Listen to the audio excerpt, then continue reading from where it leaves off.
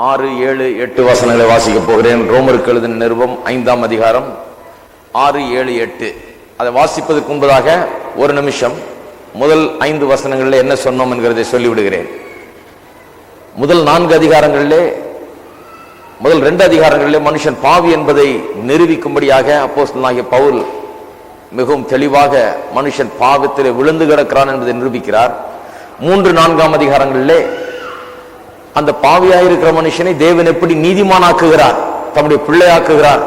அது விசுவாசத்தினால மட்டுமே தான் ஆகிறது, மனுஷனுடைய கிரியைகளினாலோ அவனுடைய புண்ணியத்தினாலோ எதனாலோ அல்ல என்பதை தெளிவாக சொல்லுகிறார். 5ஆம் அதிகாரத்துக்கு வந்த உடனே அப்படி தேவனுடைய பிள்ளையாக்கப்பட்டிருக்கிறவன், நீதிமானாக்கப்பட்டிருக்கிறவனுக்கு அப்படி நீதிமான் ஆக்கப்பட்டபடியால் அவனுக்கு உண்டாயிருக்கிற 3 விளைவுகள் என்ன என்பதை குறித்து அங்கே சொல்லுகிறார். முதலாவது, தேவனிடத்தில் அவன் சமாதானம் உள்ளவனாயிருக்கிறான். தேவனுக்கு விரோதியாயிருந்தான், தேவனை விட்டு தூரமாயிருந்தான், இப்பொழுது தேவனிடத்தில் சமாதானமாயிருக்கிறான். பிறகு கிருபைக்குள் பிரவேசிக்கும் ஸ்லாக்கியத்தை அவன் பெற்றிருக்கிறானாம். ஒவ்வொரு விசுவாசியும் கிருபைக்குள் பிரவேசிக்கும் ஸ்லாக்கியத்தை பெற்றிருக்கிறார்கள்.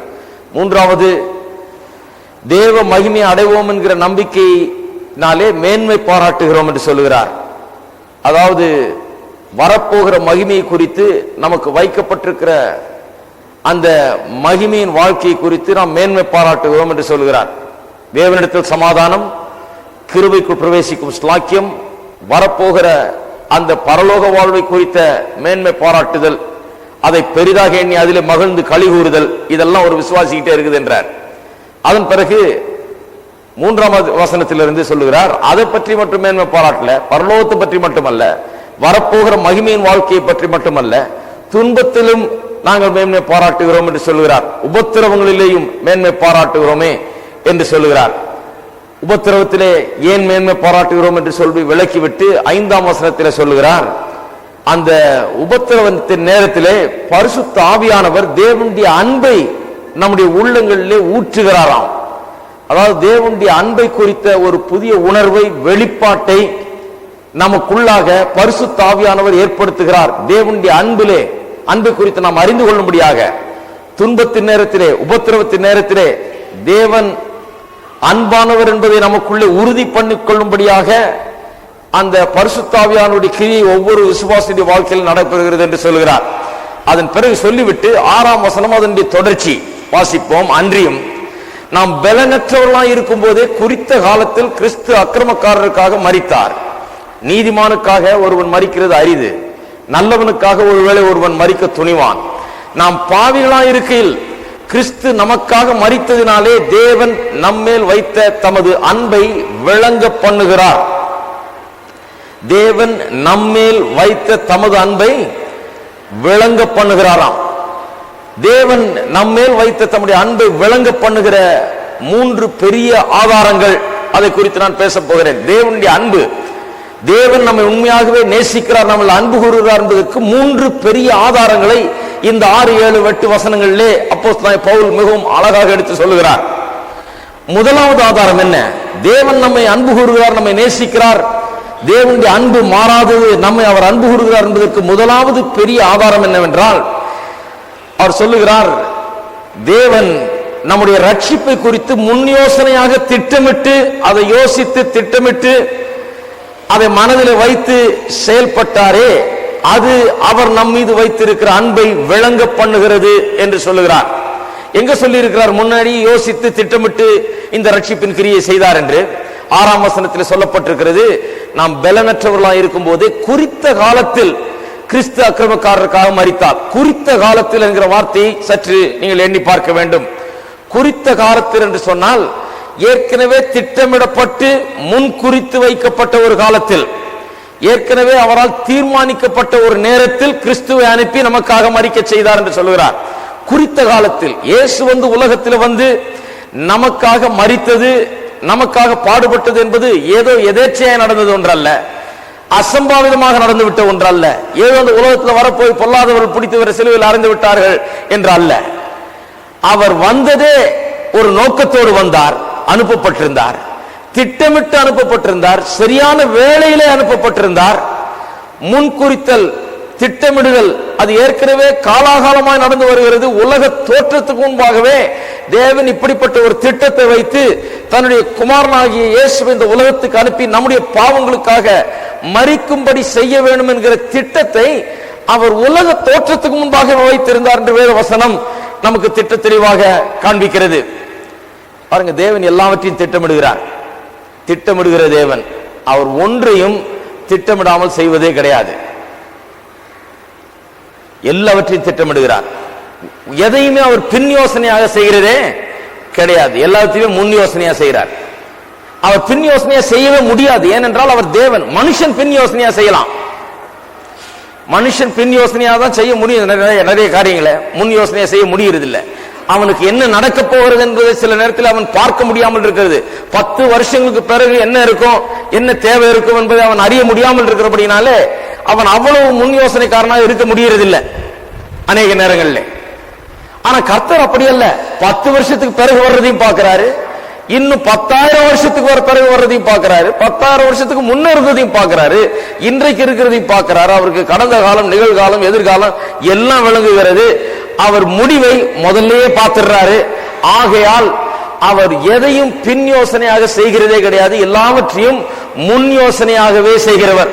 எல்லாவற்றையும் முதல்ல யோசிச்சு சரியா செய்து வைத்து விடுகிறவர். நான் சொல்லி இருக்கிறேன்னு நினைக்கிறேன். அருமையான ஒரு உதாரணம்.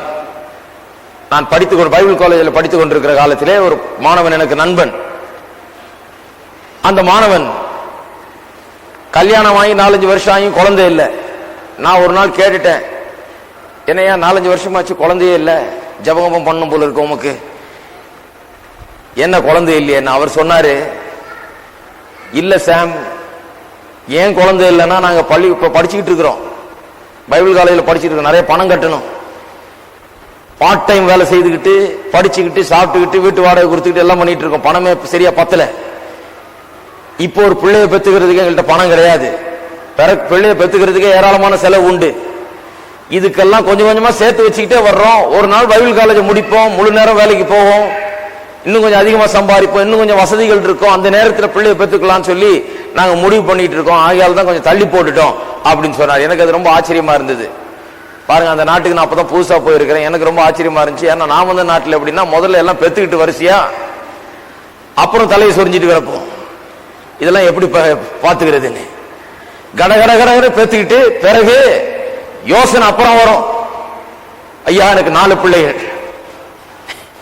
ஐயா எனக்கு 7 பிள்ளைகள், எனக்கு 9 பிள்ளைகள்.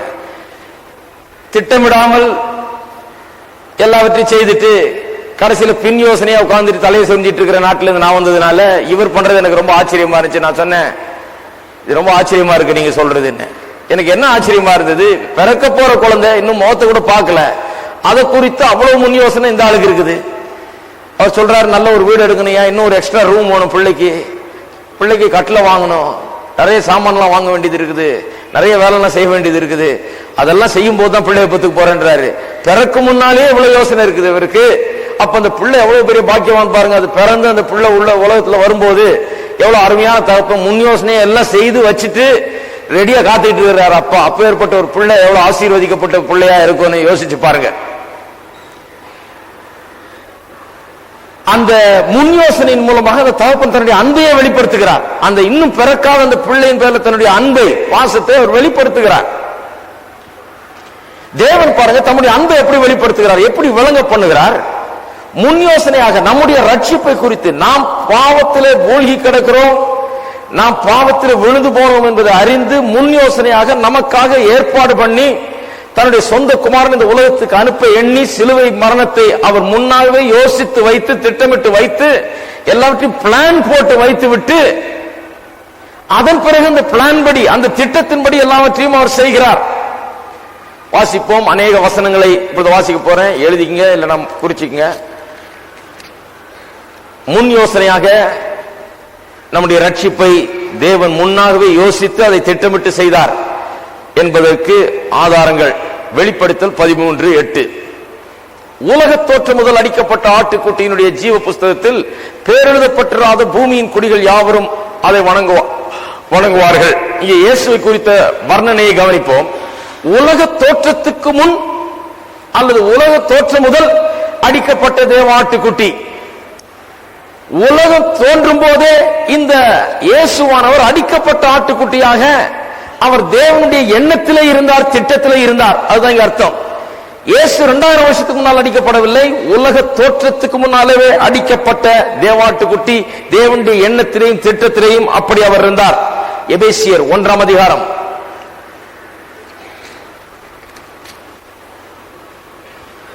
4ஆம் வசனம். எபேசியர் 1:4. தமக்கு முன்பாக நாம் அன்பில் பரிசுத்தமுள்ளவர்களும் குற்றமில்லாதவர்களுமாயிருப்பதற்கு அவர் உலக தோற்றத்துக்கு முன்னே கிறிஸ்துவுக்குள் நம்மை தெரிந்து கொண்டபடியே. எப்ப நம்ம தெரிந்து கொண்டாராம் தேவன்? நாம பிறந்து இப்பதான் நமக்கு 40 வயசு ஆயிருக்கலாம். தேவன் நம்ம இப்ப தெரிந்து கொள்ளல.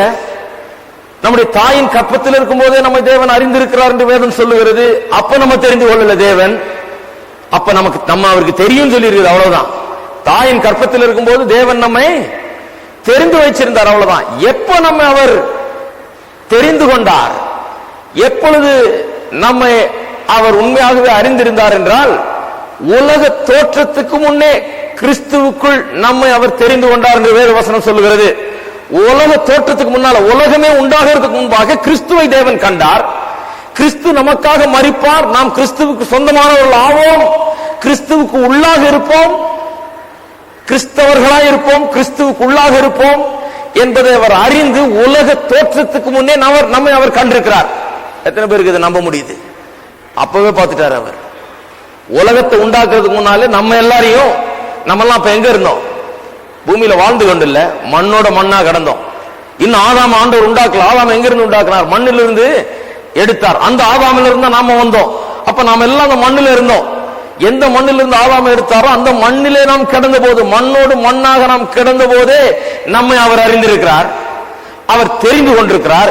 கிறிஸ்துவுக்குள்ளாக நாம் இன்றைக்கு இருப்போம் அவர் கண்டிருக்கிறார் என்று வேதவசனம் சொல்லுகிறது. அப்பனா என்ன அர்த்தம்? உலக தோற்றத்துக்கு முன்பாகவே கிறிஸ்து நமக்காக மரிப்பார், நம்மை சொந்தமாக்கி கொள்வார், நாம் கிறிஸ்துவுக்குள்ளாக இருப்போம் என்பதெல்லாம் தேவனுக்கு தெரிந்த காரியங்கள். அடுத்த வசனம் கலாத்தியர் 4.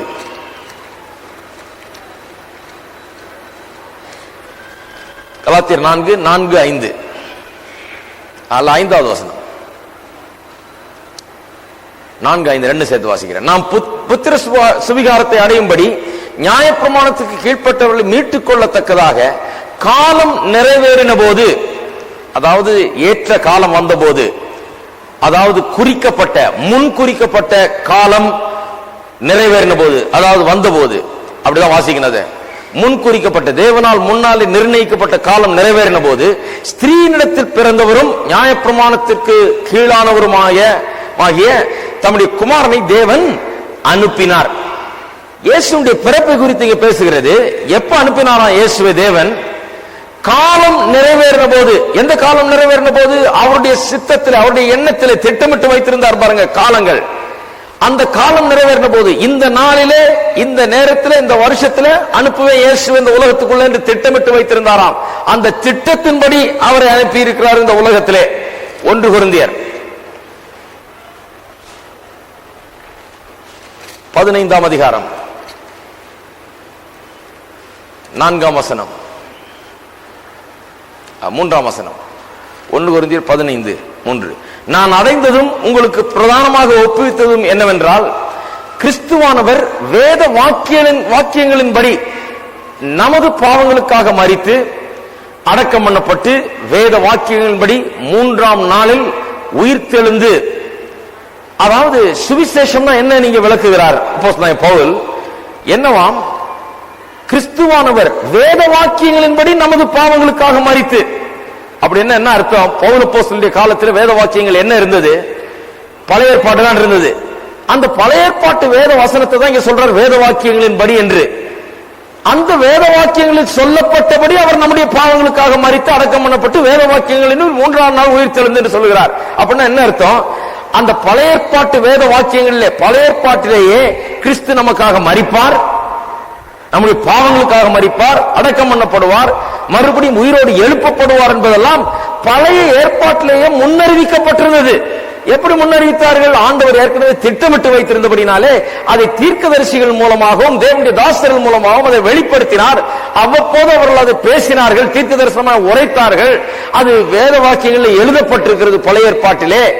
அதை வைத்துதான் அப்போஸ்தலனாகிய பவுல் சொல்லுகிறார், வேத வாக்கியங்களின்படி அவர் நம்முடைய பாவங்களுக்காக மரித்து அடக்கம் பண்ணப்பட்டு வேத வாக்கியங்களின்படி 3ஆம் நாளிலே உயிர்த்தெழுந்தார் என்று. அப்ப திட்டமிட்டது மட்டுமல்லாமல் தேவன் காலாகாலமாய் அந்த திட்டத்தை வெளிப்படுத்தி கொண்டு வந்திருக்கிறார். இப்படி ஒரு திட்டம் இருக்கிறது, இயேசு நம்முடைய பாவங்களுக்காக மரிப்பார், அடக்கம் பண்ணப்படுவார், பிறகு 3ஆம் நாளில் உயிரோடு எழுப்பப்படுவார் என்றதெல்லாம் அவர் திட்டமிட்டது மட்டுமல்லாமல் அதை வெளிப்படுத்தி கொண்டு வந்திருக்கிறார் என்பது விளங்குகிறது. அப்போஸ்தலர் நடபடிகள் 2ஆம் அதிகாரம் 22-23 வசனங்கள். இஸ்ரவேலரே, இது அப்போஸ்தலனாகிய பேதுரு பெந்தேகோஸ்தே நாளில் பிரசங்கம் பண்ணுகிறார். முதல் பிரசங்கம் சபையிலே முதல் பிரசங்கம் நடக்கிறது. சபையினுடைய சார்பிலே சபை ஆரம்பித்த பிறகு முதல் பிரசங்கம். இஸ்ரவேலரே, நான் சொல்லும் வார்த்தைகளை கேளுங்கள். நீங்கள் அறிந்திருக்கிறபடி நசரேயனாகிய இயேசுவை கொண்டு தேவன் உங்களுக்குள்ளே பலத்த செய்கைகளையும் அற்புதங்களையும் அடையாளங்களையும் நடப்பித்து அவைகளினாலே அவரை உங்களுக்கு வெளிப்படுத்தினார். அப்படி இருந்தும் தேவன் நிர்ணயித்திருந்த ஆலோசனையின்படியேயும், கவனிங்க, தேவன் நிர்ணயித்திருந்த ஆலோசனையின்படி, அதாவது முன்குறித்த ஆலோசனையின்படி, முன்னாலே திட்டமிட்டபடி, அவருடைய முன்னறிவின்படியேயும் ஒப்பு கொடுக்கப்பட்ட அந்த இயேசுவை நீங்கள் பிடித்த அக்கிரமக்காரருடைய கைகளினாலே சிலுவையில் ஆணி அடித்து கொலை செய்தீர்கள். இயேசுவை பாவிகளாகி நீங்கள் இயேசுவை பிடிச்சு கொலை பண்ணிட்டீங்க அப்படின்னு சொல்லல அவர். ஐயோ நல்லவரா வந்தவரை இப்படி பிடிச்சு தப்பா அடிச்சு போட்டீங்களே, கொலை பண்ணி போட்டீங்களேன்னு சொல்லல. அப்படி சொல்லாமல் தேவன் நிர்ணயித்த ஆலோசனையின்படி, அவருடைய முன் அறிவின்படி, இதெல்லாம் தேவனுடைய திட்டம் என்றார். நீ எல்லாம் வெறும் கருவிதான். நீ பிடித்தது, அடித்தது, ஆணி அடிச்சது, சிலுவையில் போட்டது, கொன்றது எல்லாம் ஒரு கருவியாக தான் நீ உபயோகப்படுத்தப்பட்டாய ஒளி. அதெல்லாம் தேவனுடைய திட்டம், அவருடைய முன் ஆலோசனை, அவருடைய முன் அறிவு. அது தேவனுடைய திட்டத்தின்படி தான் இதெல்லாம் நிறைவேறினது என்பதை அப்போஸ்தலனாகிய பேதுரு தன்னுடைய முதல் பிரசங்கத்திலேயே அங்கே பிரசங்கிக்கிறார். கிறிஸ்துவினுடைய மரணம் தேவனுடைய திட்டம், அது தேவனுடைய ஆலோசனை, தேவனுடைய முன்னறிவு அது என்பதை திட்டவட்டமாக அறிவிக்கிறார். 1 பேதுரு, கடைசியா 1 பேதுரு 18-20, 18-20 வரை.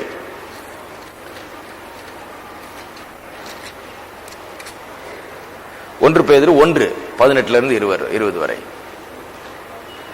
உங்கள் முன்னோர்களால் பாரம்பரியமாய் நீங்கள் அனுசரித்து வந்த வீணான நடத்தையினின்று அழிவுள்ள வஸ்துக்களாலே வெள்ளியினாலும் பொன்னினாலும் மீட்கப்படாமல் குற்றமில்லாத மாசற்ற ஆட்டுக்குட்டியாகிய கிறிஸ்துவின் விலையேற பெற்ற ரத்தத்தினாலே மீட்கப்பட்டீர்கள் என்று அறிந்திருக்கிறீர்களே.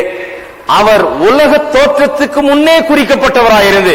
எப்ப குறிக்கப்பட்டவரா? அவரு 2000 வருஷத்துக்கு முன்னால் அல்ல, உலக தோற்றத்துக்கு முன்னே குறிக்கப்பட்டவராயிருந்து தமது மூலமாய் தேவன் மேல் விசுவாசமாயிருக்கிற உங்களுக்காக இந்த கடைசி காலங்களில் வெளிப்பட்டார்.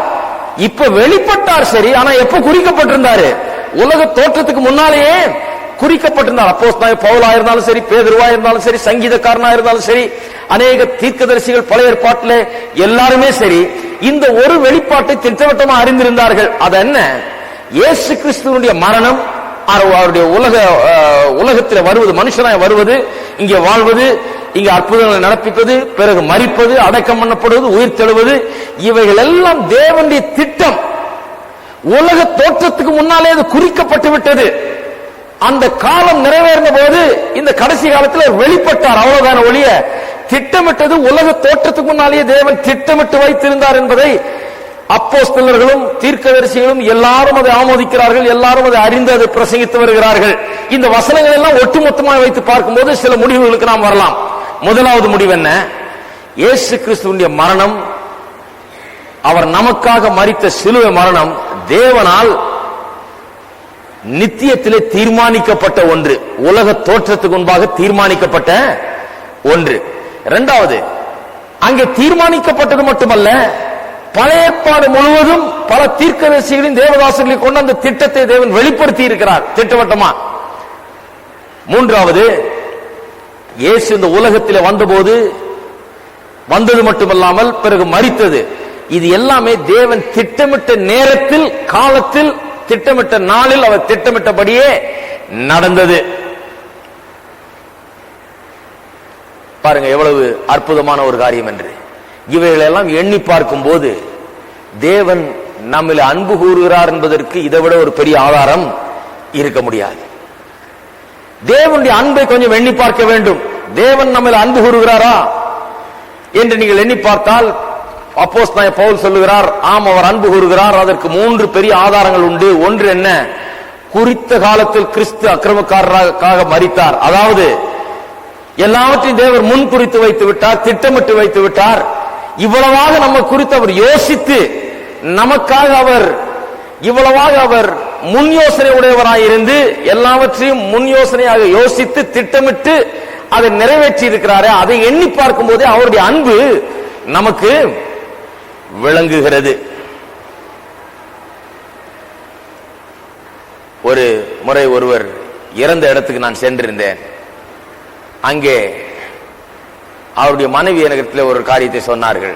இந்த மனுஷன் இறப்பதற்கு முன்பதாக தன்னுடைய பிள்ளைகளுடைய படிப்புக்கும் திருமணத்துக்கும் எல்லாவற்றுக்கும் வேண்டிய சகல காரியத்தையும் சரியாக செய்து வைத்துவிட்டு அவர்களுடைய வசதியின்படி என்ன செய்ய முடியுமோ, அவருடைய ஆற்றலின்படி வசதியின்படி அவருக்கு கொடுக்கப்பட்டதின்படி அவர் என்ன செய்ய முடியுமோ அதை எல்லாவற்றையும் ஏற்கனவே செய்து ஆயத்தப்படுத்தி, நாளைக்கு திருமணமானா நாளைக்கு படிக்க வேணும்னா என்ன பண்ணணும், அதுக்கு பணம் எப்படி, எல்லாத்தையும் ஏற்படுத்தி வைத்துட்டு போயிருக்கிறாருங்க.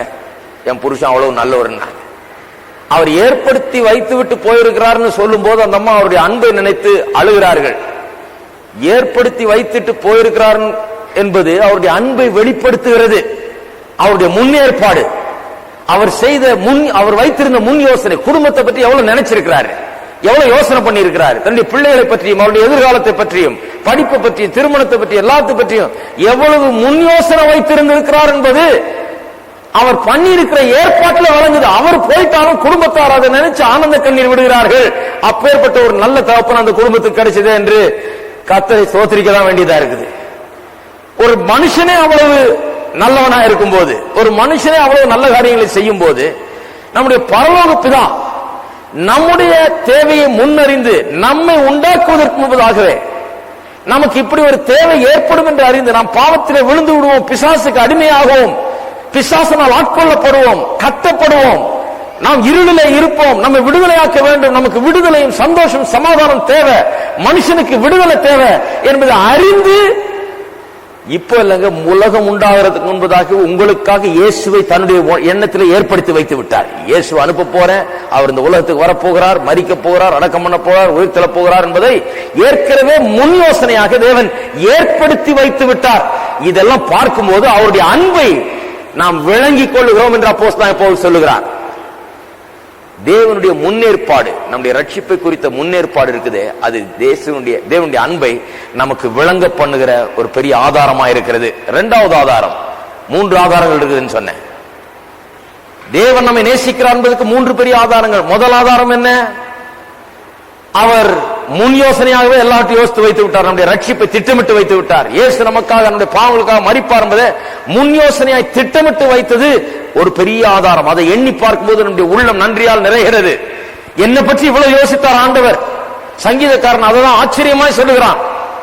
சங்கீதக்காரனால இந்த ஆச்சரியத்தை அவன் புரிந்து கொள்ள முடியவில்லை.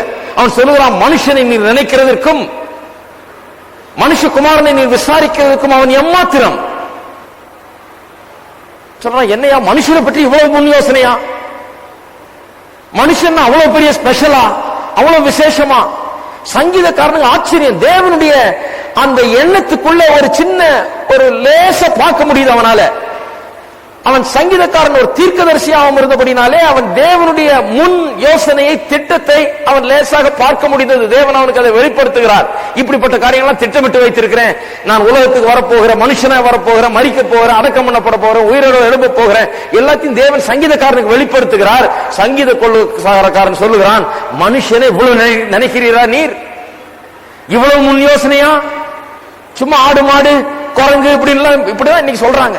இன்னைக்கு என்ன சொல்றாங்க, மனுஷன் ஒரு மிருகம், எல்லா மிருகத்தை போல கொஞ்சம் அட்வான்ஸ்டு மிருகம். இது இப்படி சொல்றதுனாலதான் மனுஷன் மிருகம் மாதிரி நடந்துக்கிறான், வேற ஒண்ணும் இல்ல. இப்படியே சொல்லி சொல்லிதான் இப்ப மனுஷன் என்ன பண்றான், குரங்குத்தனம் நிறைய இருக்கு, கொலை வெறி, இதெல்லாம் எங்க இந்த மிருகத்தன்மைகள் எங்க வருதுன்னா, மனுஷனை மிருகம் மிருகம் மிருகம்னு உலகம் சொல்லுது மிருகம் என்று. வேதம் சொல்லுகிறது மனுஷன் மிருகம் அல்ல. மனுஷனை தேவன் தம்முடைய சொந்த சாயலிலே உண்டு பண்ணினார். தம்மை போலவே தம்முடைய சொந்த ரூபத்திலே உண்டு பண்ணினார். தன்னை போல இருக்க வேண்டும் என்று உண்டு பண்ணினார். அதுதான் மனுஷன். இன்னைக்கு நம்ம உலகத்துல பார்க்கிற உயர்ந்த மனுஷர்கள், அவர்களை பார்த்து இப்படிதான் மனுஷன் இருக்கணும்னு நினைக்க வேண்டாம். வேதத்தை பார்த்தாதான் வழங்குது மனுஷன் எவ்வளவு விசேஷமானவன் என்று. தேவனுடைய பார்வையில் அவன் விசேஷமானவன். மனுஷனை நீர் நினைக்கிறதுக்கு மனுஷன் எம்மாத்திரம். என்னையா சாதாரணமான ஆளுன்னு நினைச்ச மனுஷன், ஆனா நீர் இவ்வளவு நினைச்சு பார்க்கிறீர மனுஷனை என்று சங்கீதக்காரன் ஆச்சரியப்படுகிறான். சிலர் சொல்றாங்க, ஏன் தான் மனுஷனா பிறந்தனோ தெரியல. அப்படி இல்லைங்க, மனுஷனா பிறந்தது குறித்து சந்தோஷப்படணும், பெருமைப்படணும். தேவன் தம்முடைய சாயலை நம்ம உண்டாக்கி இருக்கிறார், ஏற்படுத்தி இருக்கிறார். அவரை போல இருக்கும்படியா நம்ம உண்டாக்கி இருக்கிறார். நம்மை குறித்து விசேஷ கரிசனை. நீங்க யாரா இருந்தாலும் சரி, எங்க இருந்து வந்தாலும் சரி, எப்பேற்பட்டவர்களா இருந்தாலும் சரி, எவ்வளவு தாழ்ந்த நிலையில இருந்தாலும் சரி, எங்க மூலையில இருந்தாலும் சரி, யாருக்கு கண்ணு கெட்டாதவர்களாய் பிரபலமாக இல்லாதவர்களா இருந்தாலும் சரி, யாருக்கு தெரியாதவர்களா இருந்தாலும் சரி, உங்களை யாருக்கு தெரிய வேணாம், ஆண்டவருக்கு உங்களை தெரியும். அவர் உங்களை அறிந்து இருக்கிறார், உங்களை காண்கிறார், உங்களை முன்குறித்து இருக்கிறார். உலக தோற்றத்துக்கு முன்னாலே கிறிஸ்துவுக்குள்ளாக உங்களை கண்டுவிட்டார். அந்த அன்பை நினைத்து பாருங்க, எவ்வளவு முன்னேற்பாடு. அவ்வளவாக தேவன் உங்களை அன்பு கூறுகிறார். இந்த சத்தியத்தை அறிந்த யாரும் தேவனுடைய அன்பை சந்தேகப்படவே முடியாது. இரண்டாவது பெரிய ஆதாரம், தேவன் நம்ம அன்பு கூறுகிறார் என்பதற்கு இரண்டாவது பெரிய ஆதாரம் என்ன? கிறிஸ்துவை சிலுவையிலே மரிக்க செய்வதன் மூலமாக தேவன் நடப்பித்த காரியங்களை பார்க்கும்போது தேவன் நம்மை அன்பு கூறுகிறார் என்கிறதற்கு அது பெரிய ஆதாரமாக இருக்கிறது. கிறிஸ்துவை சிலுவைக்கு அனுப்பி நமக்காக, நம்முடைய பாவங்களுக்காக மரிக்க செய்தார் பாருங்க. அந்த கிரியை, அந்த சிலுவை மரணத்தை, சிலுவையில என்ன நடந்தது என்பதை பார்க்கும்போது, சிலுவையை பார்க்கும்போது, சுருக்கமாய் சொன்னா சிலுவையில இயேசு மரித்தார். அந்த சிலுவையை பார்க்கும்போது தேவனுடைய அன்பு நமக்கு விளங்குகிறது. அதை விட ஒரு பெரிய ஆதாரம், தேவன் நம்மை நேசிக்கிறார் என்பதற்கு ஒரு பெரிய ஆதாரம் நமக்கு தேவையில்லை. தேவனுடைய அன்பு அந்த சிலுவையிலே விளங்குகிறது. இயேசு உலகத்தில் இருந்தபோது ஒரு கதை சொன்னார். திராட்சை தோட்டத்தினுடைய எஜமானுடைய குறித்தும் அந்த வேலைக்காரர்கள் குறித்து ஒரு கதை சொன்னார், ஒரு ஓமையாக. அது சொன்னார், திராட்சை தோட்டத்தை எஜமான் இருந்தாராம். அது தன் வேலைக்காரர்கள் ஒப்படைத்து விட்டு அவர் தூர தேசத்துக்கு போயிருக்கிறார். போயிட்டு அங்கிருந்து மற்ற ஆட்களை அனுப்புகிறார். ஒவ்வொருத்தரா அனுப்பி என்ன நடந்ததுன்னு பார்க்க சொல்லி வந்து பார்த்தா இவங்க எல்லாம் சேர்ந்து அந்த ஆளை வந்து சூப்பர்வைஸ் பண்ண ஆளை கல்லெடுத்து எரிஞ்சு கொன்று அடித்து துன்புறுத்தி இப்படியாக அவர்கள் செய்தார்களாம். 2-3 தடவை அனுப்பி பார்த்துட்டு பிறகு என்ன பண்ணாராம் அந்த எஜமான், நான் என்னுடைய குமாரனையே அனுப்புறேன், குமாரன் அங்க போனால் குமாரனை அதிகமாக மதிப்பார்கள், கனம் பண்ணுவார்கள் சொல்லி தன்னுடைய குமாரனையே அனுப்புகிறார். அந்த கதையில் அந்த ஒரு ஓமையில எப்படி பிதாவானவர் இயேசு உலகத்துக்கு அனுப்பித்தார் என்பதையே இயேசு அங்கே தெளிவாக சொல்லுகிறார். இந்த உலகத்துக்கு தீர்க்கதரிசிகளை அனுப்பினார், பல தேவதாசர்களை அனுப்பினார், பலர் தேவனுடைய சார்பிலே தேவனுடைய வார்த்தை எடுத்து உரைத்தார்கள், பேசினார்கள். அந்த இஸ்ரவேல் மக்களிடத்திலே பல தீர்க்கதரிசிகள் எழும்பினார்கள், தேவனுடைய மக்களை நடத்தினார்கள். அநேகரை இவர்கள் கல்லெறிந்து கொன்றார்கள், வெட்டி போட்டார்கள், இவர்கள் கொன்று போட்டார்கள், துன்புறுத்தினார்கள், அநேகரை தள்ளி போட்டார்கள், அநேகருக்கு ஒரு தண்ணி கூட கொடுக்காம இவர்களை வெளியே தள்ளினார்கள். கடைசியாக தேவன் என்ன பண்ணாராம், சரி தீர்க்கதரிசிகள் அனுப்பினது போதும், மற்றவர்கள் எல்லாம் அனுப்பினது போதும், இப்பொழுது என்னுடைய சொந்த குமாரனையே அனுப்புகிறேன் என்று தேவன் தன்னுடைய சொந்த குமாரனாகி இயேசுவையே இந்த உலகத்துக்கு அனுப்பினார். அனுப்புனது மட்டுமல்லாமல் சிலுவையிலே நமக்காக அவரை மரிக்க செய்தார். அதை பார்க்கும்போது தேவனுடைய அன்பு நமக்கு திட்டவட்டமாக விளங்குகிறது. ரோமர் 8ஆம் அதிகாரத்துக்கு திருப்போம். அங்கே பவுல் அப்போஸ்தலன் அதை சுருக்கமாக மிகவும் விளக்கமாக சொல்லுகிறார். 8:32, தம்முடைய சொந்த குமாரன் என்றும் பாராமல் நம் எல்லாருக்காகவும் அவரை ஒப்பு கொடுத்தவர் அவரோட கூட மற்ற எல்லாவற்றையும் நமக்கு அருளாதிருப்பது எப்படி? என்ன பண்ணாராம் தேவன், தன்னுடைய சொந்த குமாரன் என்றும் பாராமல் நம் எல்லாருக்காகவும் அவரை ஒப்பு கொடுத்தாராம். ஒப்பு கொடுத்தார் என்று சொன்னால் உலகத்துக்கு அனுப்பினார் அல்ல, அதை சொல்லலைங்க. ஒப்பு கொடுத்தார் என்று சொன்னால் சிலுவையிலே மரிக்கும்படியாக ஒப்பு கொடுத்தாரு, அதை சொல்லி இருக்கிறது. சொந்த குமாரன் என்று பாராமல் நம்ம எல்லாருக்காகவும் தேவன் அவரை ஒப்பு கொடுத்தார். அவரையே அங்கு ஒப்பு கொடுத்தார் என்றால் அவரோடு கூட மற்ற எல்லாவற்றையும் நமக்கு அருளாதிருப்பது எப்படின்னு சொல்லுகிறார். எத்தனை பேர் விசுவாசிக்கிறீங்க? தேவன் தம்முடைய சொந்த குமாரன் என்று பாராமல் இயேசுவை எனக்காக, உங்களுக்காக, ஒவ்வொருவருக்காக ஒப்பு கொடுத்தார். அப்படி ஒப்பு கொடுத்தார் என்றால் மற்ற எல்லாவற்றையும் தராமல் இருப்பது எப்படி? சொந்த குமாரனையே கொடுத்து விட்டாரே, அவர் மூலமாக எல்லாவற்றையும் நமக்கு அவர் தருகிறார். சொந்த குமாரனை அவர் சிலுவையில் கொடுத்தார். அந்த இடத்தில் அவருடைய அன்பை நாம் பார்க்கிறோம். அநேக நேரத்தில் சொல்லி இருக்கிறோம், ஆபிரகாமை கொண்டு போய் சொல்றாரு ஈசாக்கை பலியிடுன்னு சொல்லி, பலியிடுற நேரத்தில் நிறுத்திட்டாரு. நிறுத்திட்டு வேணாம்ப்பா, ஒன்றுடைய குமாரனை பலியிட வேணாம், அதுக்கு நான் அழைக்கல, நானு ஒன்றுடைய குமாரனை அதுக்கு நான் கொடுக்கல. உனக்கு இவ்வளவு வருஷம் நீ காத்திருந்து இவ்வளவு தவம் கிடந்து நீ குழந்தையை பெற்ற ஒரு அற்புதமான ஒரு குழந்தையை கொடுத்தேன், இங்க கொண்டு வந்து கொல்றதுக்கு அல்ல. உன்னுடைய குமாரனை நீயே வச்சுக்கோ, உன் குமாரன் சாக வேணாம், உனக்கு பதிலாக உன்னுடைய குமாரனுக்கு பதிலாக என்னுடைய குமாரன் சாகட்டும் என்று அங்கே ஒரு ஆட்டுக்குட்டியை கொடுக்கிறார், அதை அடிக்கும்படியாக. அங்க ஆபிரகாம் கண் கூடாக காண்கிறான் அந்த காட்சியை. என்ன காட்சியை? என்னுடைய குமாரன் சாகாமல் இருக்கும்படியாக ஒரு பலியை தேவன் ஆயத்தப்படுத்தி வைத்திருக்கிறார். தம்முடைய சொந்த குமாரனே ஒரு நாள் தரப்போகிறார். அதற்கு தான் இந்த ஆட்டுக்குட்டியை கொடுத்தார். அதற்கு அதனுடைய அடையாளமாக தான் இந்த ஆட்டுக்குட்டியை இருக்கிறார்கள். ஆபிரகாம் அன்றைக்கு கண்டான். தேவன் தம்முடைய சொந்த குமாரனையே நமக்காக ஒப்பு கொடுத்தார். சிலுவையை பார்க்கும் போது நமக்கு விளங்குகிறது. ஐசக் வாட்ஸ் என்கிற ஒரு பெரிய ஒரு தேவனுடைய மனுஷன் கிட்டத்தட்ட 600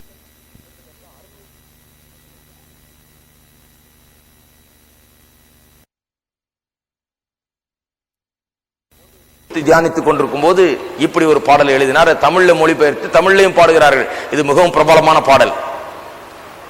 என் அருள்நாதா இயேசுவே, சிலுவை காட்சி பார்க்கையில் பூலோக மேன்மை நஷ்டமே என்று உணர்ந்தேன் என் உள்ளத்தில். சிலுவை காட்சியை பார்க்கிறார். இயேசுவினுடைய சிலுவை மரணம், சிலுவையில் என்ன நடந்தது என்பதை பார்க்கும் போது பூலோக மேன்மை, இந்த பூலோகத்தில் இருக்கிற மிகுந்த உயர்ந்த காரியங்கள், சிறந்த காரியங்கள், மேன்மையாய் தோன்றுகிற காரியங்கள்லாம் ஒண்ணுமே இல்லை, இதெல்லாம் நஷ்டம் என்று நான் எண்ணுகிறேன் என்று சொல்லுகிறார். இந்த அன்பை பார்க்கும்போது, தேவனுடைய அன்பை நான் சிலுவையின் மூலமாக காணும் போது, இந்த பூலோகத்தில் இருக்கிற மேன்மையான காரியங்கள்லாம் ஒன்றுமே இல்லை என்கிறார். சராஸ்திரங்கள் அனைத்தும் அவ்வன்புக்கு எம்மாத்திரம். என் ஜீவன் சுகம் செல்வமும் என் நேசருக்கு பாத்தியம் என்று சொல்லுகிறார். சராஸ்திரங்கள் அனைத்தும், சிருஷ்டிக்கப்பட்ட அனைத்தும் தேவனுடைய அன்புக்கு எம்மாத்திரம். அவருடைய அன்பை பார்க்கும்போது இதெல்லாம் நத்திங், ஒன்றுமே கிடையாது. எனக்கு இருக்கிற செல்வமும் எனக்கு இருக்கிற ஜீவன் சுகம் எல்லாம் அவருக்கு சொந்தம், அவருக்கு பாத்தியம். அவருடைய அன்புக்கு ஈடாக ஒன்றுமே கிடையாது என்று சொல்லுகிறார். எப்படி அந்த முடிவுக்கு வந்தார்? என் ஜீவன் சுகம் செல்வம் எல்லாமே நேசருக்கு பாத்தியம் என்று சொல்லுகிறார். கடைசி வரி. அதுக்கு முன்னால் ஒரு வரி எழுதியிருக்கிறார். அவர் சொல்லுகிறார், கை தலை காலிலும் இதோ பேரன்பும் துன்பம் கலந்தே. அப்படியே சிலுவையை பார்க்கிறார். இயேசுவினுடைய ஆணி அடிக்கப்பட்ட கைகளை காண்கிறார், ஆணி அடிக்கப்பட்ட கால்களை பார்க்கிறார், முள் கிரீடத்தை காண்கிறார், அவருடைய ரத்தம் அங்கே வடிகிறதை அவர் எண்ணி பார்க்கிறார், அவருடைய துன்பத்தை வேதனையை அவர் எண்ணி பார்க்கிறார், சிலுவை மரணத்தை அவர் எண்ணி பார்த்து சொல்லுகிறார், கை தலை காலிலும் இதோ பேரன்பும் துன்பம் கலந்தே, பாய்ந்தோடும் காட்சி போல் உண்டோ முள் முடியும் ஒப்பற்றதே. என்னைக்காவது எண்ணி பார்த்திருக்கிறீங்களா இயேசுடைய சிலுவை மரணத்தை? அதை தியானித்தது உண்டா? அதை தியானித்து பாருங்கள். தியானித்து பார்த்தால் தெரியும். அங்கே அவருக்கு முள் கிரீடம் சூடப்பட்டது. அந்த முள் அவருடைய தலை அப்படியே ரத்தம் வடிய செய்கிறது. ரத்தம் வடிகிறவராய், ஏறக்குறைய நிர்வாண கோலத்திலே அவமானப்பட்டவராய், துப்பப்பட்டு அடிக்கப்பட்டு நொறுக்கப்பட்டு காயப்பட்டு கைகளிலே கால்களிலே ஆணி அடிக்கப்பட்டவராய் அங்கே தொங்கிக் கொண்டிருக்கிறார். மூச்சு விட முடியாதபடி அப்படி தொங்கிக் கொண்டிருக்கிறார் வேதனையிலே. இவர் சொல்லுகிறார், அதை நான் பார்த்தேன், அதை தியானித்து பார்த்தேன். பார்த்தேன்னு சொன்னா அதை படம் வச்சு பார்க்கல, சில படத்தை வச்சுட்டு முன்னால அப்படி சொல்லல, அதை எண்ணி பார்க்க வேண்டும். அங்க என்ன நடந்தது என்று அவர் எண்ணி பார்த்து ஒன்றொன்றா வர்ணிக்கிறார். அந்த முள் கிரீடம் ஒப்பற்றது என்று சொல்லுகிறார். ஏன் அவருக்கு முள் கிரீடத்தை வைத்தார்கள்? அந்த முள் கிரீடம் ஏனென்றால் அவருடைய தலையில குத்தி அந்த ரத்தத்தை வடிய வைத்தது. அந்த முள் கிரீடம் எனக்கு இன்றைக்கு மன நிம்மதியை தருகிறது. நான் என் தலையை பிச்சுக்காம இருக்க, ஏன் தலை வேதனை அடையாமல் இருக்க, நான் நிம்மதியோடு வாழும்படியாக, நான் சமாதானமும் சந்தோஷமும் உடையவனாய் இருக்கும்படியாக அவருடைய தலையிலே முள் கிரீடம் வைக்கப்பட்டது. அந்த தலையில அவர் வேதனை அன்றைக்கு அவர் அனுபவித்தார். நான் கைகளிலே செய்த பாவங்கள், கால்களிலே செய்த பாவங்கள், நான்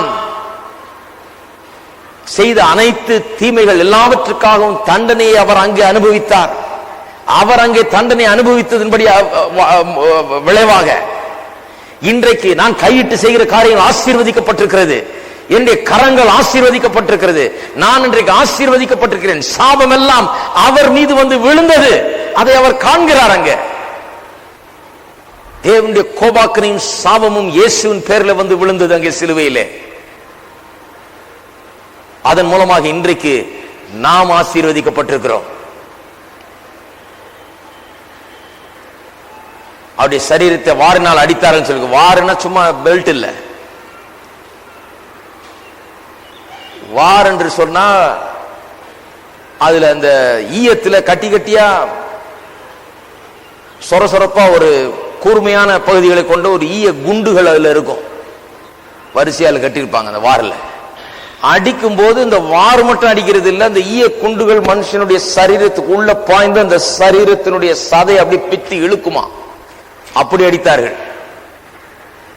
இயேசுவை அடித்த போது ஏதோ அவர் அங்க நின்றுட்டு லேசா 4 கோடு இங்க 4 கோடு அங்க 4 கோடு வாங்கல. அவருடைய சரீரம் உளப்பட்ட நிலத்தை போலாகிவிட்டது. சரீரத்தினுடைய சதை பிஞ்சு தொங்குது. உழுத நிலம் போல அவருடைய சரீரம் காட்சி அளிக்கிறது. எதற்காக? பேதுரு சொல்லுகிறார், அவருடைய தழும்புகளால் நாம் குணமானோம் என்று. அதற்காக அதையெல்லாம் எண்ணி பார்த்து தான் இவர் எழுதுகிறார். இயேசுடைய சிலுவை மரணத்தை எண்ணி பார்த்து இவர் எழுதுகிறார். அதை பார்க்கும் போதுதான் எனக்கு விளங்குகிறது இவருடைய அன்பு எப்பேற்பட்ட அன்பு என்பது எனக்கு இப்பொழுது விளங்குகிறது என்று அவர் எழுதுகிறார். நாமும் கூட அதை எண்ணி பார்த்தால் நாம் அவரை ஆராதிக்காமல் இருக்க முடியாது. அதை தியானித்து பார்க்கும் போது அவரை ஸ்தோத்தரிக்காமல் இருக்க முடியாது. தேவனுடைய அந்த செயலை, சிலுவை மரணத்தின் மூலமாக அவர் செய்த அந்த காரியத்தை நாம் எண்ணி தியானிக்கும் போது நம்முடைய உள்ளங்கள் நன்றியால் நிறையாமல் இருக்க முடியாது. அது பொங்கி வழியும். நன்றி உள்ளத்திலே நன்றியால் நாம் நிறைந்திருப்போம். தேவனே, எனக்காக நீர் இதை செய்தீர், எனக்காக பாடுபட்டீர், எனக்காக இவ்வளவற்றை அனுபவித்தீர் என்று உள்ளத்திலே நன்றியால் நிறைந்திருப்போம். சரி, முதலாவது தேவனுடைய அன்புக்கு பெரிய ஆதாரம் என்ன? முன் யோசனையாக நம்ம குறித்து யோசித்து நம்முடைய மீட்பை திட்டமிட்டார். அதுதான் முதல் ஆதாரம். இரண்டாவது ஆதாரம் என்ன? சிலுவையிலே இயேசுவை மரிக்க செய்த போது அவர் செய்த கிரியை தேவனுடைய அன்பை நமக்கு எடுத்து காண்பிக்கிறது. எப்பேற்பட்ட அன்பு இருந்தால் அவர் நமக்காக அதை பாடுபட்டிருப்பார். அவர் இறங்கி வந்திருக்கலாம். ஒரு நிமிஷத்துல தேவனை கூப்பிட்டிருந்தா தேவன் தேவ தூதர்களை அனுப்பியிருப்பார். ஆயிரக்கணக்கான தூதர்கள் வந்து அங்கே நின்றவர்களை ஒன்றுமில்லாமல் ஆக்கியிருப்பார்கள். சிலுவையில் அவர் அறைய முடியாது. தேவ குமாரனை மனுஷன் பிடித்து அறைந்து கொல்லுவது என்பது முடியாது. அவர் பாடுபட வேண்டிய அவசியம் கிடையாது. அவர் ஒரு பாவம் செய்யவில்லை. இருந்தாலும் அன்பின் நிமித்தமாக நம்முடைய பாவத்துக்காக அவர் அங்கே பாடுபட்டார். அதை பார்க்கும் போது தேவனுடைய அன்புக்கு அது பெரிய ஆதாரமா இருக்கிறது என்று சொல்லுகிறார். மூன்றாவது ஆதாரம் என்ன? இது ரொம்ப முக்கியமான ஆதாரம்.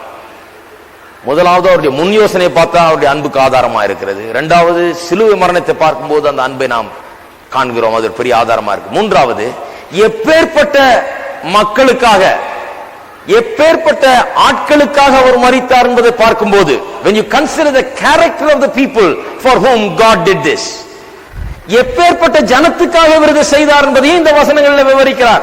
அதை பார்க்கும்போது தேவனுடைய அன்பு எப்பேற்பட்டது என்பது நமக்கு விளங்குகிறது. எப்பேற்பட்ட ஜனங்களுக்காக செய்தார்? முதலாவது சொல்லுகிறார், பலனற்றவர்கள் என்று விவரிக்கிறார். ஜனங்களை யாருக்காக இயேசு மரித்தாரோ அவர்களை பலனற்றவர்கள் என்று சொல்லுகிறார். பலனற்றவர்கள் என்று சொன்னால் என்ன? எந்த விதத்திலே பலனற்றவர்கள்? ஆவிக்குரிய விதத்திலே எந்த விதத்திலும் பலனே இல்லாதவர்கள். தங்களை ரட்சித்துக் கொள்ளவோ, தங்களை மீட்டுக் கொள்ளவோ, தங்களுடைய பாவத்துக்காக பிராயச்சித்தம் செய்யவோ, தங்களுடைய தவறுகளுக்காக பிராயச்சித்தம் செய்யவோ எந்த விதமான அருகதையும் அற்றவர்கள். பலனற்றவர்கள் என்று சொன்னால் அந்த அர்த்தத்தில் சொல்லப்பட்டிருக்கிறது. பலனற்றவர்கள் என்று சொன்னால் தேவனுடைய சத்தியத்தை அறிந்து கொள்ள முடியாதவர்கள். துரிதமா திருப்போம். 1 கொரிந்தியர் 2 அதிகாரம் 14 வசனம். 2:14. ஜென்ம சுவாபம் உள்ள மனுஷனோ தேவனுடைய ஆவிக்குரியவர்களை ஏற்றுக்கொள்ளான். அவைகள் அவனுக்கு பைத்தியமாய் தோன்றும். அவைகள் ஆவிக்கேற்ற பிரகாரமாய் ஆராய்ந்து நிதானிக்கப்படுகிறவைகளானதால் அவைகளை அறியவும் மாட்டான். ஜென்ம சுவாபம் உள்ள மனுஷன் யாரு? இயற்கை சுவாபம்.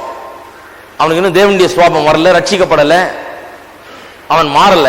அப்பேற்பட்ட மனுஷன் ஆவிக்குரியவர்களை ஏற்றுக்கொள்ள மாட்டான் என்று சொல்லி இருக்கிறது. அவைகள் அவனுக்கு பைத்தியமாய் தோன்றுகிறது. பாருங்க, அவனுக்கு பலன் இல்ல. எந்த ஒரு மனுஷனை வந்து சொல்லு, சத்தியத்தை சொல்லு, நான் அதை வழங்கிக்கிட்டு நான் அதை நம்பி நான் ரட்சிக்கப்பட்டுறேன் அப்படின்னு சொல்ல முடியாது. அவனுக்கு பலன் இல்ல. அந்த பலனையே, சத்தியத்தை விசுவாசிக்க கூடிய பலனையே தேவன் தான் தருகிறார். அவ்வளவு பலனற்று போய் கிடக்கிறான் மனுஷன். விளங்குதுங்களா? எந்த மனுஷனும் வந்து சொல்லியா சத்தியத்தை, நீ கடகரன் 5 நிமிஷத்துல சொன்னா நான் எம்ஏ படிச்சிருக்கிறேன், எனக்கு 5 நிமிஷத்துல வழங்கி கடகரன் சொல்லு, 3 பாயிண்ட்ல காஸ்பல் சொல்லு, நான் ஏற்றுக்கொள்றேன் சொல்லவே முடியாது. எந்த மனுஷனும் ஏற்றுக்கொள்ள மாட்டான் என்று வேதம் சொல்லுகிறது. அவனுக்கு அப்பேற்பட்ட ஒரு அருகதையோ திராணியோ பலனோ கிடையாது. அவனுக்கு அப்பேற்பட்ட ஒரு உயர்ந்த புத்தி அவனுக்கு கிடையாது. ஜென்ம சுவாபம் உள்ள மனுஷனுக்கு ஆவிக்குரிய சத்தியங்கள் அவனுக்கு பைத்தியமாய் தோன்றும். அப்ப மனுஷன் ரட்சிக்கப்படுறதே பெரிய தேவனுடைய கிருபை தான். இவன் ஒன்னும் பெரிய ஞானியாட்டம் வந்து உட்கார்ந்து 3 பாயிண்ட் நம்ம சொன்ன உடனே அதை கேட்டு அவன் ரட்சிக்கப்படல. நம்ம இந்த 3 பாயிண்ட் சொல்லும் போது ஆவியானவர் அவன் கண்களை திறந்து அவனுக்கு உதவி செய்து அவனுக்கு புரிந்து கொள்ளும்படியாக அவனுக்கு இரக்கம் காட்டி தேவன் தம்முடைய பலத்தினாலே அவனுக்கு இதை விளங்க பண்ணி அவன் கண்களை திறக்கிறார். ஆகியதான் ஒரு மனுஷன் ரட்சிக்கப்படுகிறான் ஒழிய என்னுடைய பிரசங்கத்தினாலோ அல்லது எந்த மனுஷனுடைய திறமையான பிரசங்கத்தினாலோ அல்லது இவனுடைய புத்தி திறமையினாலோ அல்ல. பலனற்றவன் மனுஷன். PhD படிச்சிருக்கலாம், நீங்க இன்னைக்கெல்லாம் விலைக்கு சொன்னாலும் அவனுக்கு ஒண்ணும் ஏறவே ஏறாது. தேவன் அவனுக்கு கிருபை செய்தால் ஒழிய, புரிந்து கொள்ளக்கூடிய பலனை கொடுத்தால் ஒழிய அவன் ஒண்ணும் செய்ய. ஆயால் தான் வெறும் சுவிசேஷத்தை நம்ம சொல்றது இல்ல, ஜெபிக்கிறோம். எதுக்கு ஜெபிக்கிறோம்? அவனுடைய கண்களை குருடாக்கி இருக்கிற சகல பிசாசின் சக்திகளையும் இயேசுவின் நாமத்தில் கட்டவிழ்க்கிறோம். அவனை சுற்றி இருக்கிற ஆவிக்குரிய சக்திகள் சுவிசேஷத்தை ஏற்றுக்கொள்ளாதபடி தடை செய்கிற சகல சக்திகளையும் கட்டுகிறோம். ஆவியானவர் கிரியை செய்யும்படியாக ஜெபிக்கிறோம். வெறும் பிரசங்கம் பண்ணா போதாது, அல்லது வெறும் சத்தியத்தை சொன்னா போதாது, வெறும் ஜனங்களுக்கு போய் சுவிசேஷத்தை சொன்னா போதாது. அதிக ஜெபத்தோடு அதை நாம் செய்யும் போது ஆவியானவர் கிரியை செய்கிறார், பிசாசு கட்டப்படுகிறான், கண்கள் திறக்கப்படுகிறது. இந்த பலனற்றவர்கள் புரிந்து கொள்ளும்படியாக பலனை தேவனிடத்திலிருந்து பெறுகிறார்கள். இரண்டாவது, அவனுக்கு ஆவிக்குரிய சத்தியம் விளங்காதுன்னு மட்டும் இல்ல, அவன் தேவனை பிரியப்படுத்த முடியாது. எந்த விதத்தில் அவன் தேவனை பிரியப்படுத்தக்கூடிய நிலையில் அவன் கிடையாது. அவன் ஒருவேளை நல்ல காரியங்களை புண்ணியங்களை செய்கிறவனா இருக்கலாம், ஆனால் அந்த புண்ணியங்கள் தேவனை பிரியப்படுத்துவது கிடையாது. அவன் நன்மைகளை செய்வனா இருக்கலாம், ஆனால் அந்த நன்மைகள் தேவனை பிரியப்படுத்துகிறது கிடையாது. பிலிப்பியர் 3ஆம் அதிகாரத்துக்கு திருப்புவாங்க. பவுல் அப்போஸ்தலன் சொல்லுகிறார் அவர் எப்படி இருந்தாருன்னு. தேவனை பிரியப்படுத்துகிறதுக்கு என்னென்னலாம் பண்ணார் என்பதை அவர் சொல்லுகிறார். 3ஆம் வசனத்திலிருந்து, ஏனெனில் மாம்சத்தின் மேல் நம்பிக்கையாயிராமல், பிலிப்பியர் 3:3, ஏனெனில் மாம்சத்தின் மேல் நம்பிக்கையாயிராமல் ஆவியினாலே தேவனுக்கு ஆராதனை செய்து கிறிஸ்து இயேசுவுக்குள் மேன்மை பாராட்டுகிற நாமே விருத்த சேதனம் உள்ளவர்கள். மாம்சத்தின் மேல் நம்பிக்கை இல்லாதவர்கள் நம்பிக்கையாயிராமல் என்று சொன்னால் நம்முடைய திறமை, நம்முடைய புண்ணியம், நம்முடைய நன்மை, அதுல நம்பிக்கையாயிராமல். 4ஆம் வசனம், மாம்சத்தின் மேல் நம்பிக்கை வைக்க வேண்டுமானால் நானும் வைக்கலாம். வேறொருவன் மாம்சத்தின் மேல் நம்பிக்கையா இருக்க நினைத்தால் நான் அதிகமாக அப்படி செய்யலாம். உங்களுக்கு மாம்சத்தின் மேல் நம்பிக்கை இருக்குதா? உங்களுடைய திறமை, உங்களுடைய புண்ணியம், நான் நல்லவன், நான் உயர்ந்தவன், நான் யாருக்கு தீங்கு செய்யாதவன், நான் இப்படி நல்லவன், அவங்கள விட நல்லவன், இவங்களை விட நல்லவன் சொல்றீங்களே, அதை சொல்றார். மற்றவங்க எல்லாம் அப்படி சொன்னாங்கன்னா நான் அதுக்கு மேல சொல்லலான்றார். ஏன்? 5ஆம் வசனத்தை பாருங்க. நான் 8ஆம் நாளிலே விருத்த சேதனம் அடைந்தவன், இஸ்ரவேல் வம்சத்தான், பென்யமீன் கோத்திரத்தான், எபிரேயரில் பிறந்த எபிரேயன், நியாயப்பிரமாணத்தின்படி பரிசேயன், பக்தி வைராக்கியத்தின்படி சபையை துன்பப்படுத்தினவன், நியாயப்பிரமாணத்துக்குரிய நீதியின்படி குற்றஞ்சாட்டப்படாதவன். தன்னை பற்றி சொல்றார் எல்லா மேன்மையும். நான் யார் தெரியுமா? எபிரேயனுக்கு எபிரேயன், இஸ்ரவேல் வம்சத்தான், பென்யமீன் கோத்திரத்தான், பரிசேயன், பக்தி வைராக்கியத்தின்படி சபையை துன்பப்படுத்தினவன், கொள்கைக்காக நின்னவன், நியாயப்பிரமாணத்துக்குரிய நீதியின்படி குற்றம் சாட்டப்படாதவன். என்கிட்ட யாரும் குற்றம் கண்டுபிடிக்க முடியாது, கரெக்டா நடந்துகிற ஆள் நான் என்றார். யாராவது தன்னுடைய யோக்கியதையை பற்றி பேசினா நான் அதுக்கு மேல பேசுவேன் என்றார். ஏன்னா நான் அப்பேற்பட்ட ஆள், ரொம்ப கரெக்டான ஆசாமி. அதைத்தான் சொல்றார். 7ஆம் வசனம், ஆகிலும் எனக்கு லாபமாயிருந்தவைகள் அவைகளோ அவைகளை கிறிஸ்துவுக்காக நஷ்டம் என்று எண்ணினேன். இதெல்லாம் கொண்டுட்டு வந்து நான் நிக்கல ஆண்டவர்கிட்ட. நான் ஆண்டவர்கிட்ட வந்த போது எனக்கு ஒண்ணு புரிஞ்சிருச்சு, இதெல்லாம் இவர்கிட்ட செல்லாதுன்னு. இதெல்லாம் நஷ்டமாக எண்ணினேன். அது மாத்திரமல்ல, என் கர்த்தராகிய இயேசு கிறிஸ்துவை அறிகிற அறிவின் மேன்மைக்காக எல்லாவற்றையும் நஷ்டம் என்று எண்ணிக்கொண்டிருக்கிறேன். இதெல்லாம் ஒண்ணு இல்லைன்னு எண்ணிக்கொண்டிருக்கிறாராம் தன்னுடைய மேன்மையெல்லாம். அப்ப மனுஷன் தேவனை பிரியப்படுத்த பல காரியங்களை செய்யலாம், ஆனால் பிரியப்படுத்த முடியாதவனா இருக்கிறான். பாருங்க, முதலா தேவன் 10 கற்பனைகளை கொடுத்த போது மனுஷன் என்ன பண்ணான்? அவ்வளவுதானா? 10 கற்பனை தானா? ஒன்னும் பிரச்சனையே கிடையாது, நான் செய்து காமிச்சிடுறேன்னா. நீங்க வாசித்து பாருங்க பழைய ஏற்பாட்டை, யாத்திராகமம் 20ஆம் அதிகாரத்தை வாசித்து பாருங்க. 10 கற்பனை கொடுக்கப்படுறது சுருக்கமா சொன்னா, என்னுடைய வார்த்தையில சொன்னா அப்படிதான் அது. அந்த அதிகாரம் அப்படிதான் வாசிக்கணும். 10 கற்பனை தானா? நான் நினைச்சேன் நிறைய இருக்கும்னு. இதெல்லாம் ஒண்ணும் கிடையாது, நான் அசத்திடுறேன் பாரு, இந்த 10 நான் செய்து காமிச்சிடறேன் பாரு. இப்படிதான் அவனுடைய ஆட்டிடியூட், அவனுடைய மனப்பான்மை அப்படிதான். 10 கற்பனையை பார்த்தானே இது என்ன பெரிய பிரமாதம், நான் செய்து காமிச்சிடுறேங்கிறான். செய்து காமிச்சிடுறேன்னு சொல்லிட்டு அதுக்கப்புறம் இயேசு வர்ற வரைக்கும் ஆண்டவர் நூற்றுக்கணக்கான வருஷங்களை கொடுத்தார். நூற்றுக்கணக்கான வருஷங்கள் கேப், நியாயப்பிரமாணம் கொடுக்கப்பட்டதுல இருந்து இயேசு வர்ற வரைக்கும். எதுக்கு கொடுத்தார்? நீ செய்ய பார்க்கலாம், உனக்கு எவ்வளவு டைம் வேணா தரேன் நான். 10 கற்பனை செய்து காமிச்சிடுறேன், செய்யப்பா, 1400 வருஷம் தர்றேன் உனக்கு, 1-2 வருஷம் இல்ல.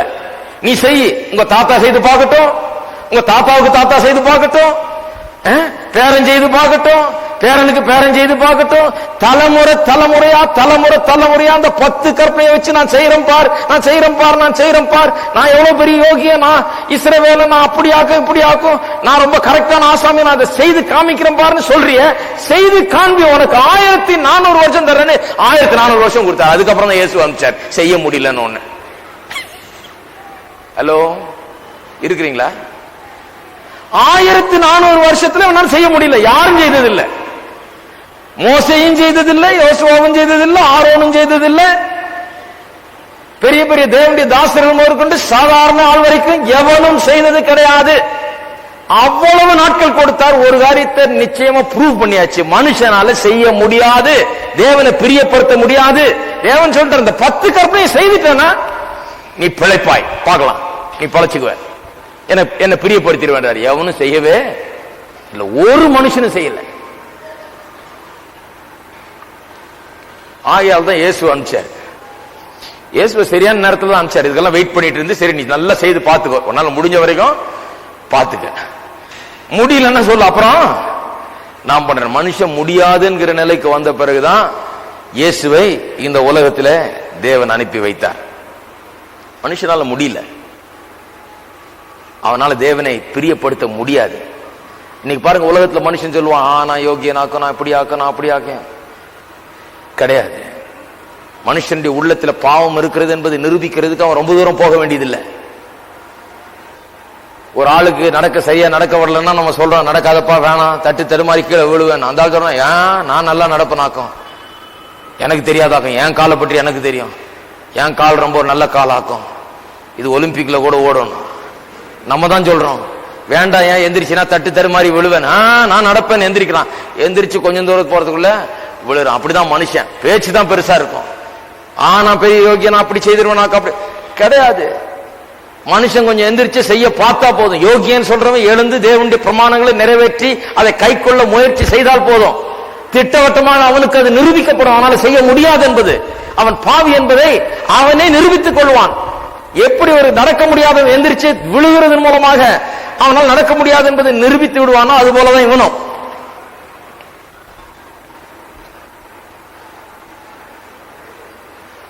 மூன்றாவது, ஒன்னு ஆவிக்குரிய சத்தியம் வழங்கல அவனுக்கு, அதனால பலன் அற்றவன். இன்னொன்னு தேவனை பிரியப்படுத்த முடியாது. மூணாவது, தேவனுக்கு ஒரு காலம் அவன் கீழ்ப்படியவே முடியாது.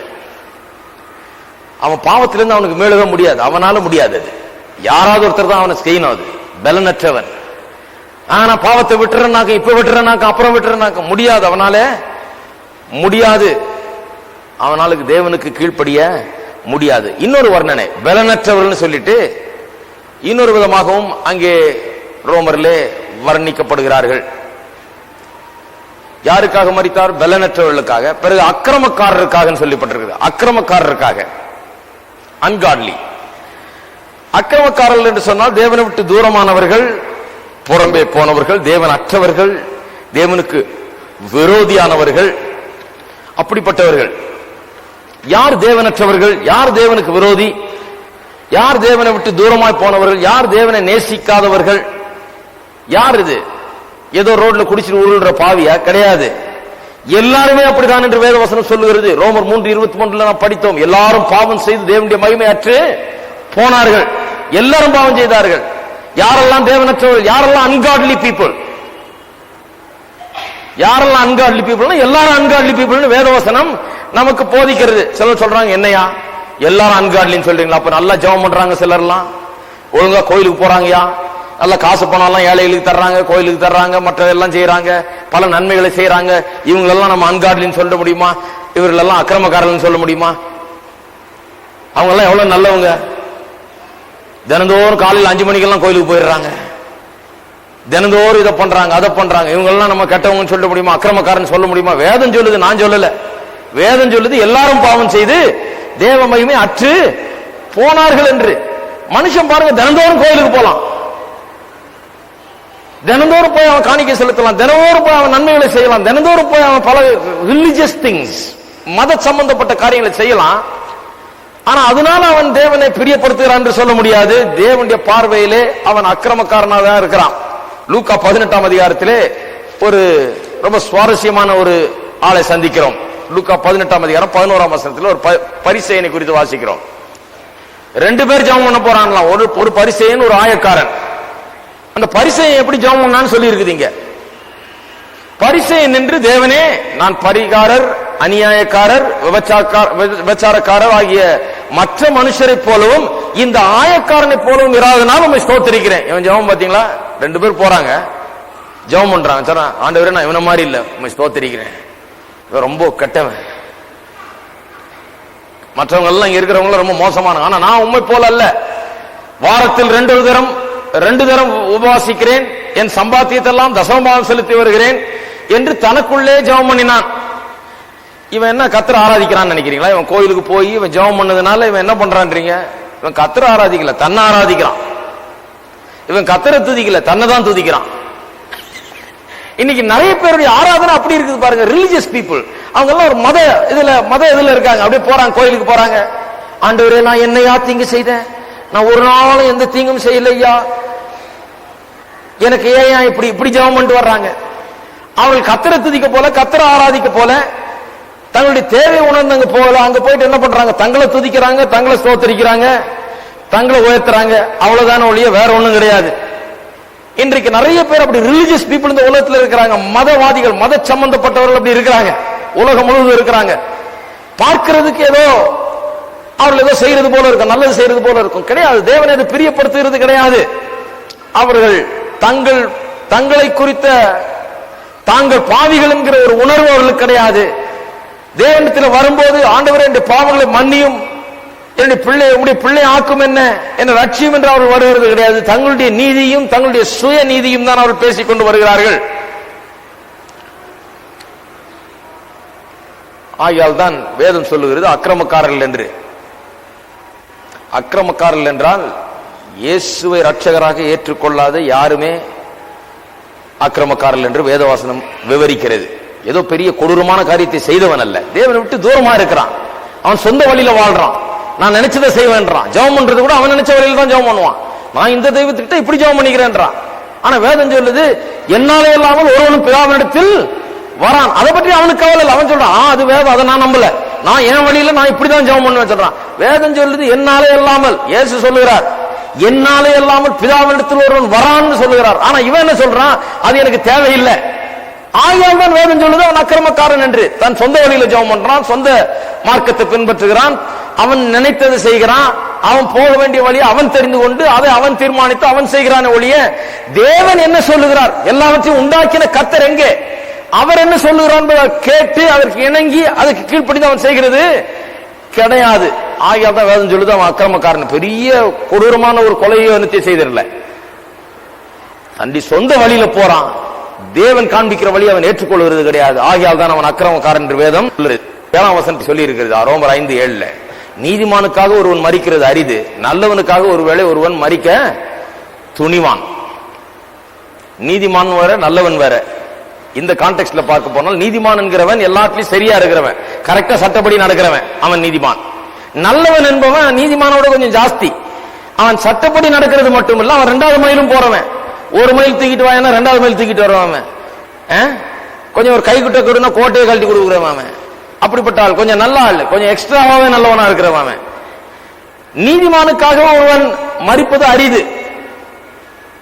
கரெக்டா இருக்கிறவனுக்காக யாரும் போய் சாக போறதில்லை.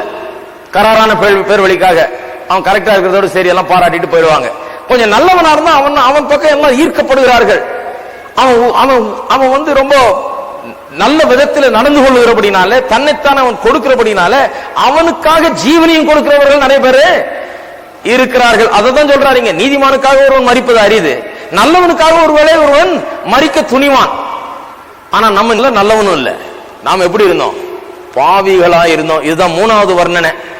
கிறிஸ்து யாருக்காக மரித்தார் என்பதை குறித்து மூன்றாவது வார்த்தை. ஒன்று பலனற்றவர்கள், இன்னொன்று அக்கிரமக்காரர்கள், மூன்றாவது பாவிகள். நாம் நீதிமான அல்ல, நல்லவன் அல்ல, பாவிகளா இருந்தோம். பாவிகளா இருக்கையில் கிறிஸ்து நமக்காக மரித்ததினாலே என்று சொல்லப்பட்டிருக்கிறது.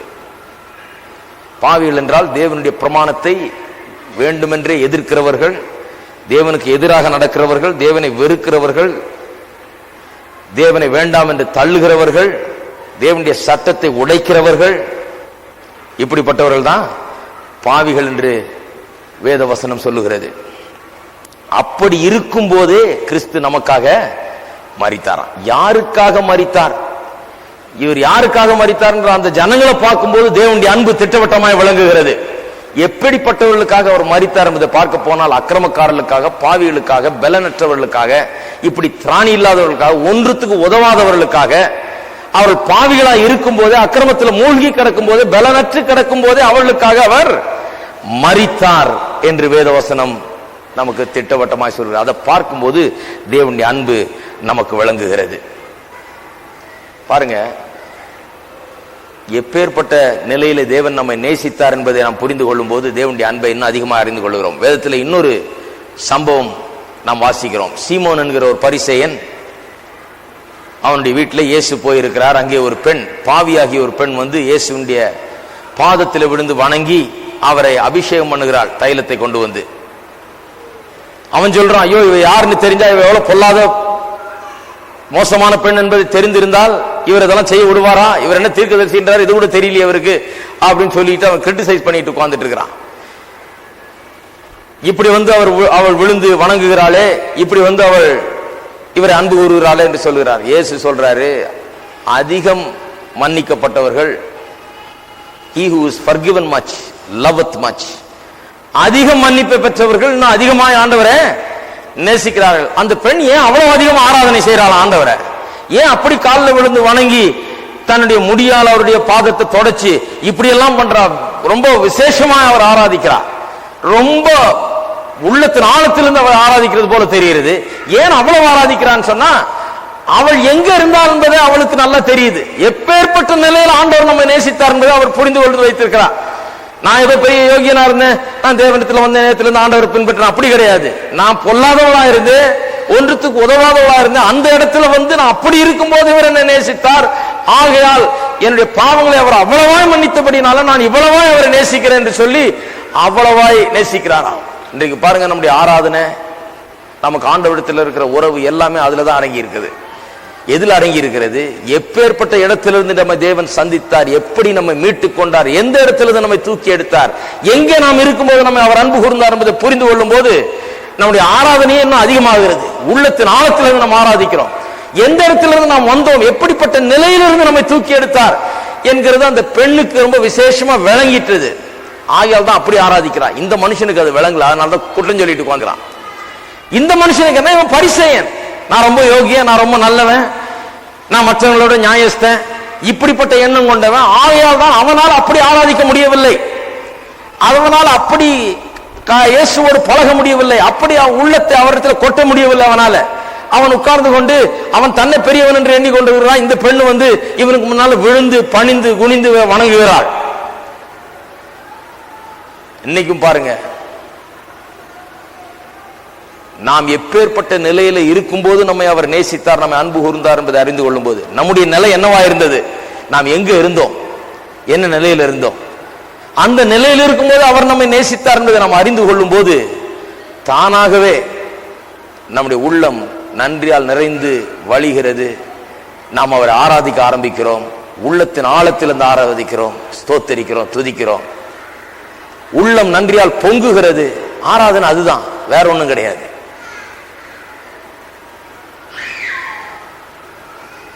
அந்த ஒரு ரியலைசேஷன் வந்தாலே நாம் எங்க இருந்தோம், எந்த இடத்துல நம்ம நேசித்தார் என்பதை நாம் அறிந்து கொண்டால் இன்றைக்கு நாம் அவரை அதிகமாய் நேசிப்போம். தேவன் இந்த உலகத்தில் வந்தது ஏதோ நல்லவர்கள்லாம் சேர்ந்து சிலர் ஜெபம் பண்ணி கொஞ்சம் வாங்கயா கொஞ்சம் ஹெல்ப் பண்ணுங்கன்னு சொன்னதுனால வரல. அவர் யாரோ ஜெபித்து கேட்டதுனால வரல, யாரோ ஒரு சில நல்லவர்கள் இருந்ததுனால அவர் வரவில்லை. உலகத்தை பார்க்கிறார், எல்லாம் தீமை செய்து எல்லாம் கெட்டு போய் எல்லாம் சீரழிந்து பாவத்தில் மூழ்கி கொண்டிருக்கிறதை காண்கிறார். அவராக இறக்கப்பட்டு அவராக நம்ம ரட்சிக்கும்படியாக வருகிறார். அதுதான் தேவனுடைய அன்பு. இந்த 3 காரியங்கள் தேவனுடைய அன்புக்கு பெரிய ஆதாரமா இருக்குது. 1 அவருடைய முன் யோசனை, 2 சிலுவை அங்கே நடந்தது, 3வது எப்பேற்பட்ட ஜனங்களுக்காக அவர் சிலுவையில் மரித்தார் என்பதை எண்ணி பார்க்கும்போது அவருடைய அன்புக்கு அது பெரிய ஆதாரமாக இருக்கிறது. எல்லாரும் எழுந்து நிற்போம்.